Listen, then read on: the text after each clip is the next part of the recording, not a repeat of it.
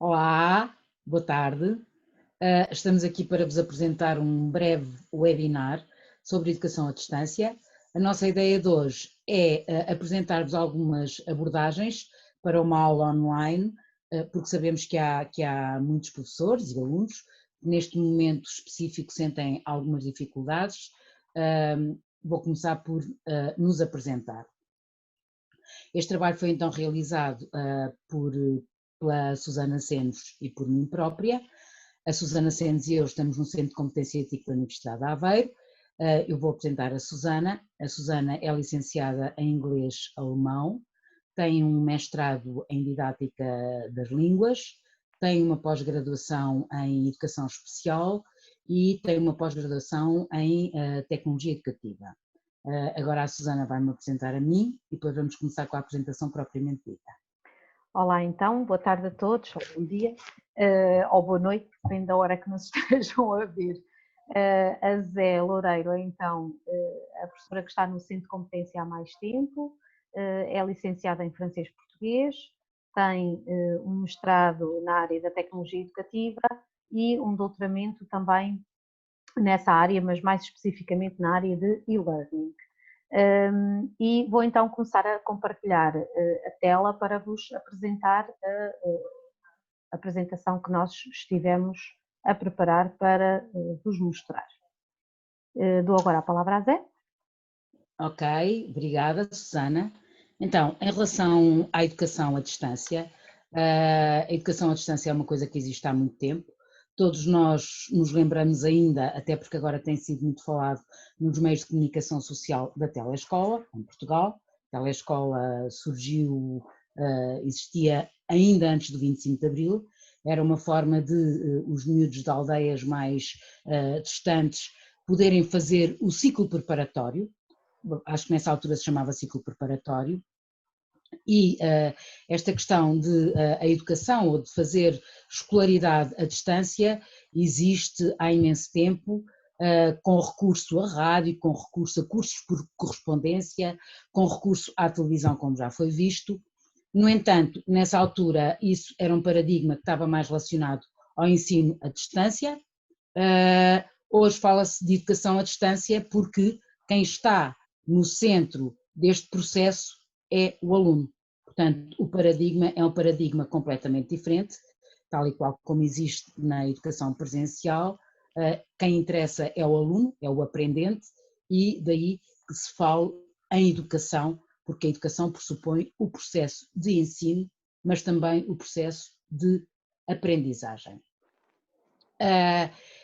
Esta apresentação é uma breve exemplificação que tem muito a ver com a nossa formação de base, que já sabem qual é, estamos muito mais relacionadas com as ciências sociais, e a nossa preocupação está muito relacionada com o facto desta modalidade ser uma novidade quase completa para muitas pessoas. Há outras pessoas que estão muito mais familiarizadas com a educação à distância. De qualquer forma, em Portugal nunca antes se viveu uma situação em que a educação tivesse de ser completamente à distância, no sentido em que nós vamos falar, ou seja, no sentido do e-learning propriamente dito, isto é, educação apoiada pela internet e pelas ferramentas informáticas, pelos dispositivos móveis, etc. Por conseguinte, a educação à distância temos que admitir que é dotada de alguma complexidade, porque tem características bastante diferentes da educação presencial. Uma das coisas que é fundamental nós termos sempre presente é que na comunicação presencial nós estamos ao lado do nosso aluno, e aqui assim temos a mediação das tecnologias, o que torna a comunicação mais complicada. E se nós formos a pensar, por exemplo, em comunicação assíncrona, não podemos ver as reações do aluno, e mesmo que falemos em comunicação síncrona, se estiverem 30 alunos ou 25 que sejam a aceder a um espaço comum, como está a acontecer neste momento, nós não conseguimos ver as carinhas e as expressões de todos aqueles alunos, portanto não conseguimos ver onde é que eles estão a sentir desconfortáveis, em que aspecto do momento da aula é que eles estão a compreender melhor, tudo isto se torna mais complicado. Uma coisa que é fundamental dizermos é que aquilo que nós vamos fazer, não me canso de o repetir, é uma coisa muito simples, nós tentamos simplificar o complexo.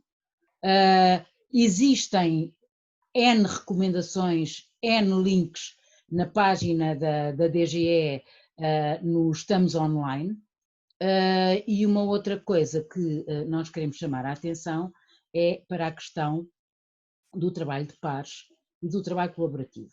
Este trabalho de pares e colaborativo é fundamental na modalidade presencial, mas torna-se ainda mais importante na situação em que estamos neste momento. Nós temos que ter sempre presente que o aluno está completamente sozinho nas aulas. Está em sua casa, está com irmãos, eventualmente, com os pais, eventualmente, mas na aula com o professor e com os colegas, ele está, mas é virtualmente. E por conseguinte, todo o apoio que lhe é dado é através da comunicação à distância. Na comunicação à distância nós vamos ter que substituir o sorriso alento, o apontar para determinado detalhe, tudo isso tem que ser substituído por palavras, ou pela forma de falarmos, ou pela intuação que damos às palavras, e quando é assíncrono, mais complicado se torna. Ou seja, onde é que eu quero chegar? A relação entre os alunos é muitíssimo importante. É importante incutir-lhes regras de trabalho em grupo, propriamente dito, em que os alunos se ajudem uns aos outros, porque nós sabemos que muitas vezes as turmas têm um WhatsApp da turma, ou alunos que se dão melhor uns com os outros conversam de diversas formas e nesta situação de educação à distância, através de um contacto pelo WhatsApp, um aluno pode ajudar o outro. O que é muito fundamental nós termos presente é que nesta situação, na aprendizagem colaborativa, o aluno aprende com os colegas, que lhe vão explicar alguma coisa que ele não compreendeu, mas aprende também para os colegas, ou seja, para ser ele próprio a explicar aquilo que o colega não percebeu, para lhe dar o estímulo de que ele necessita, para lhe dar o empurrãozinho de que ele necessita, para o fazer desbloquear e continuar em frente. Susana? Obrigada, Zé.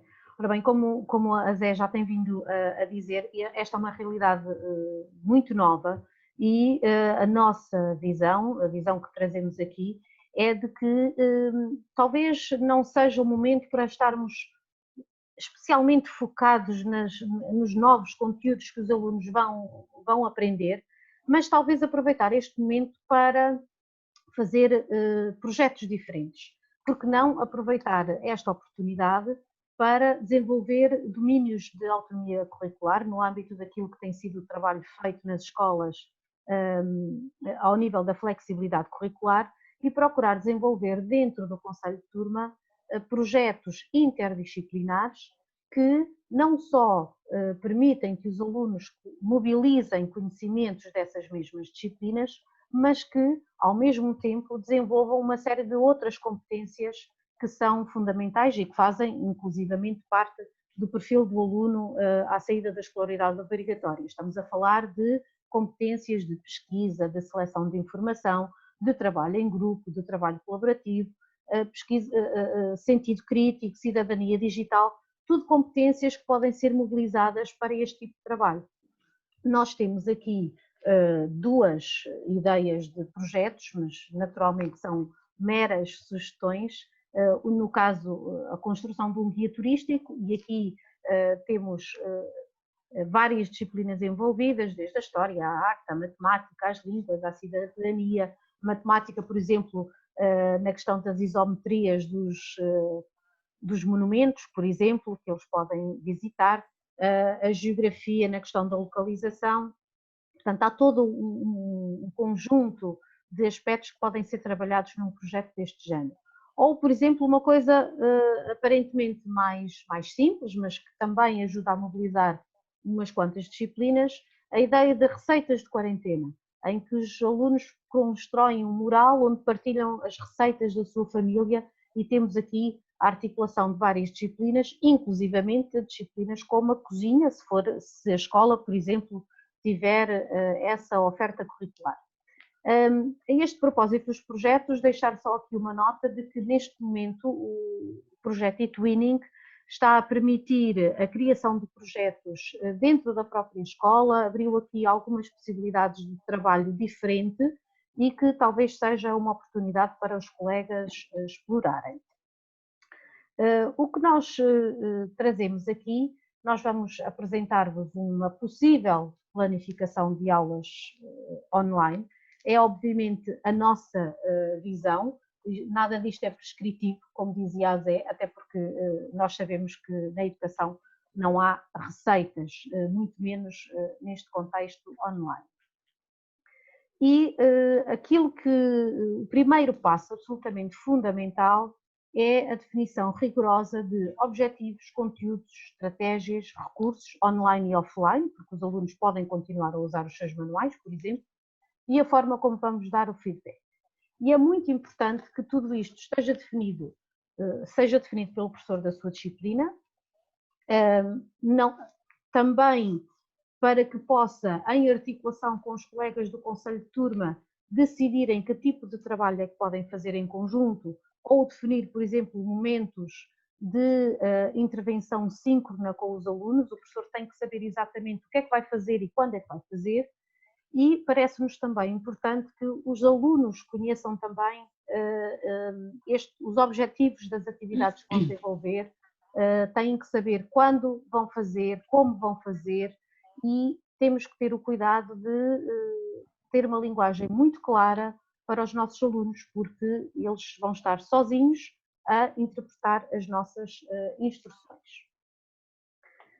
Depois, nós consideramos que seria importante trazer aqui a sugestão de momentos de uma aula ou de uma unidade didática, porque o grande risco que se corre neste momento é que o trabalho feito seja apenas um trocar de fichas entre professor e aluno, e isso não nos parece que seja profícuo, e portanto achámos que seria importante trazer-vos e lembrar-vos que, e vocês sabem todos muito bem isso, porque são todos professores experientes, que tal como nós na nossa sala de aula presencial criamos diferentes momentos, ou dentro de uma unidade didática, o mesmo deve acontecer quando estamos a falar do ensino online. E nós consideramos aqui 5 momentos essenciais. O momento da motivação, que pretende envolver o aluno no conteúdo, na tarefa, na unidade que estamos a tentar desenvolver. Momento de explicação, demonstração e investigação, exploração e verificação da compreensão, aplicação dos conhecimentos adquiridos e elaboração de tarefa, e consolidação e avaliação. Não me vou deter aqui muito, porque vamos a seguir apresentar cada um destes momentos com propostas de trabalho para cada um destes momentos. Zé?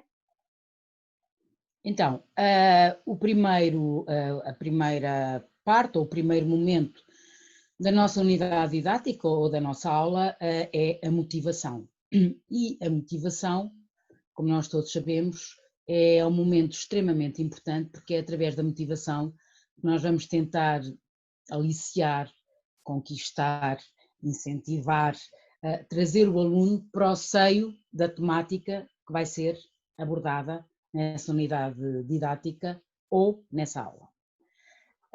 A motivação, então, é extremamente importante e quando nós queremos captar o aluno para aquilo que nós vamos fazer, trata-se de também estimular a criatividade dele, dando-lhe, por exemplo, no início de uma imagem, sem ser completamente revelada, dando-lhe, por exemplo, um pequeno excerto de um videozinho. Imaginemos o tema da solidariedade, tratado em cidadania hoje tão atual, na situação que vivemos, ou tratado numa qualquer língua estrangeira, mostra-se uma imagem. Depois disso, o que é que acontece? Através da criatividade dos alunos, nós vamos tentar fazer uma chuva de ideias, todos os alunos vão contribuir para se descobrir a que é que aquele vídeo, ou a que é que aquele slogan, ou a que é que aquela publicidade ou aquela imagem diz respeito, ou eventualmente os alunos poderão também fazer uma espécie de uma nuvem de palavras. Há software específico para isso, existem aplicações. Dentro das próprias plataformas digitais utilizadas, pode-se fazer uma coisa deste tipo num documento Word. Existem aplicações, como eu já disse, algumas delas nós temos-las discriminadas aqui na nossa apresentação. Por conseguinte, o que interessa é que o aluno seja cativado e o aluno fique interessado naquilo que vai ser abordado a seguir. O aluno é criativo e também pretendemos que este momento da motivação terá de surgir certamente ao longo da unidade didática ou ao longo da aula, de vez em quando, se nós sentirmos que estamos a perder a atenção dos alunos. As formas de o introduzir podem variar, mas na educação à distância esta realidade torna-se ainda mais importante, precisamente por causa daquilo que a Susana já referiu, que é, e que eu também tinha referido antes, que é o facto do aluno estar sozinho e de nós termos de nos fazer valer das tecnologias que possuímos para comunicar com ele, tal e qual como se estivéssemos em presença. Susana.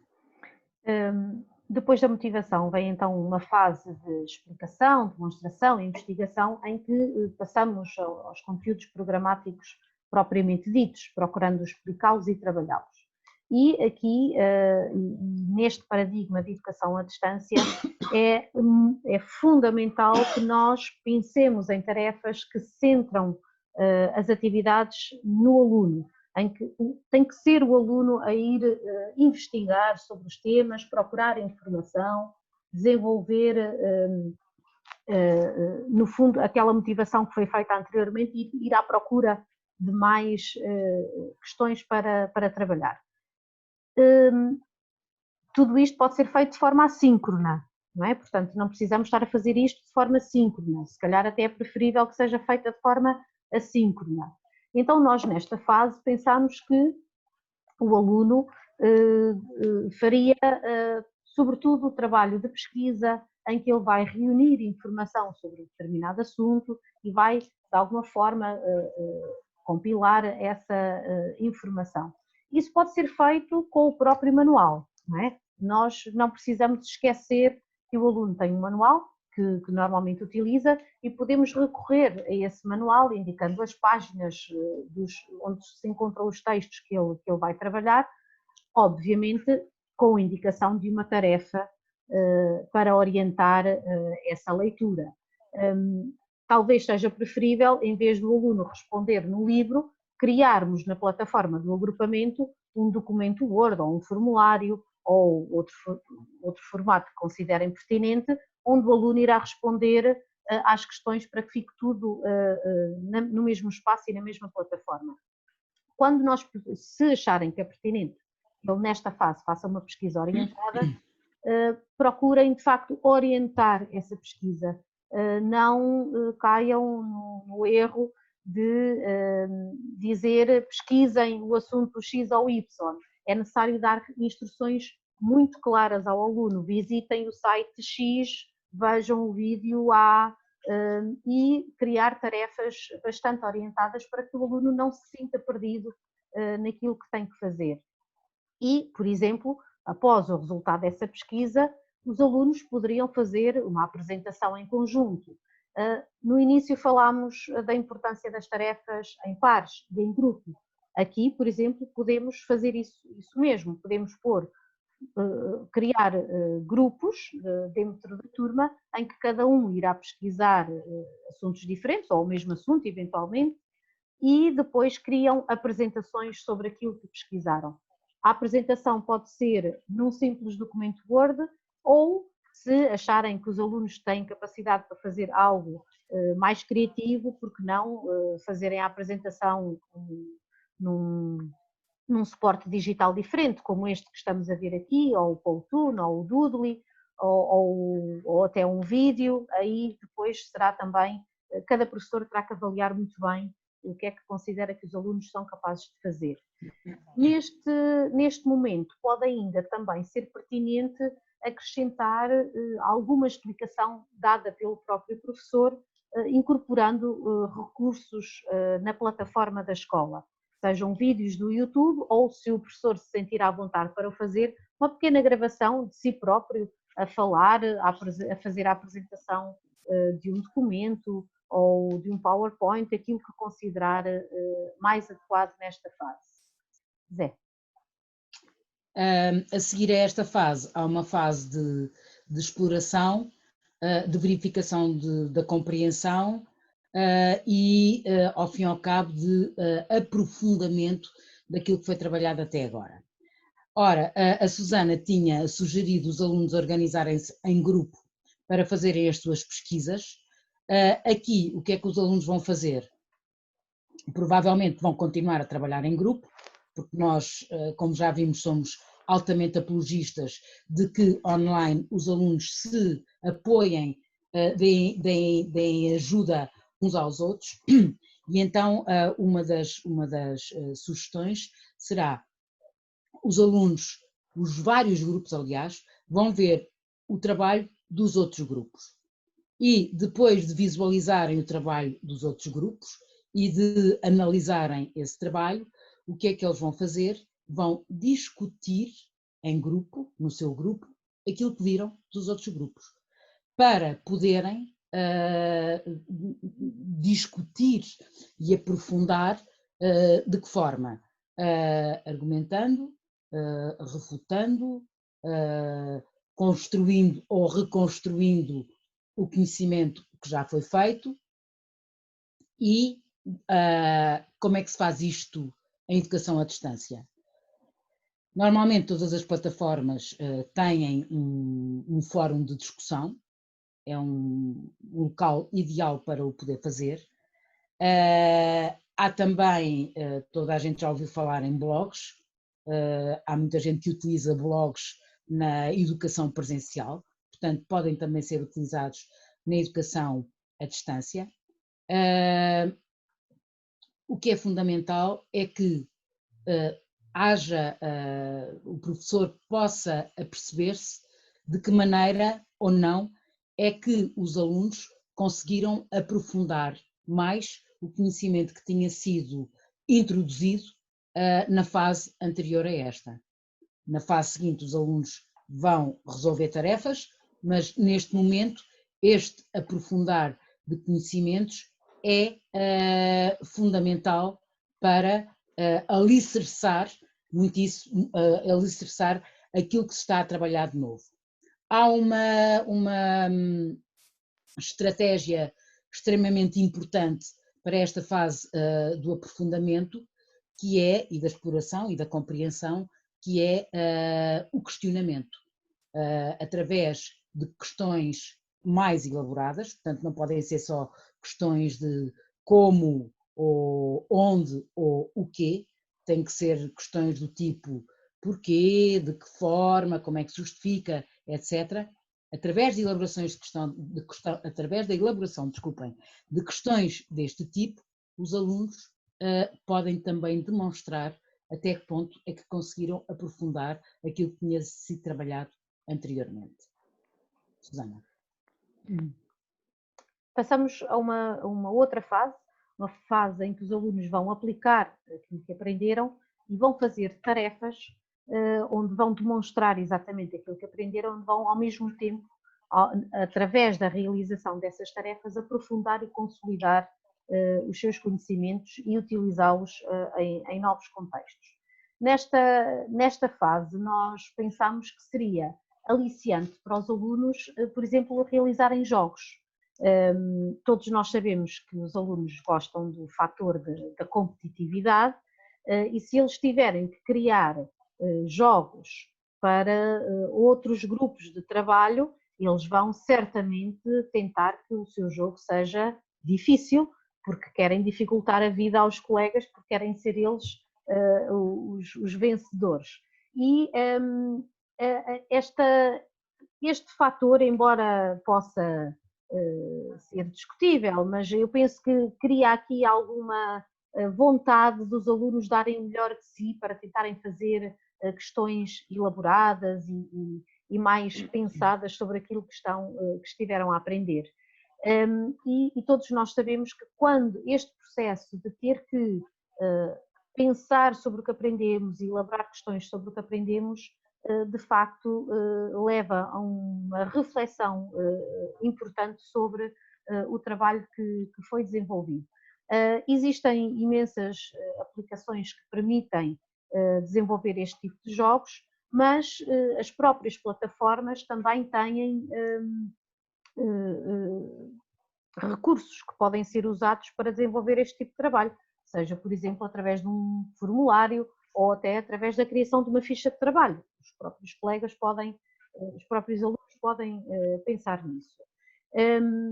É ainda importante que os alunos procurem usar o conhecimento que adquiriram em novas situações e para isso deverá ser criada uma tarefa em que os alunos tenham que usar esse conhecimento no contexto real. Se nós pensarmos nas línguas, que enfim é a área onde nós nos movemos melhor, um aluno que esteja a trabalhar o tema da moda, por exemplo, poderá ter que descrever os itens de vestuário que tem para venda, por exemplo, e aí estará a mobilizar imensas competências que foram trabalhadas anteriormente.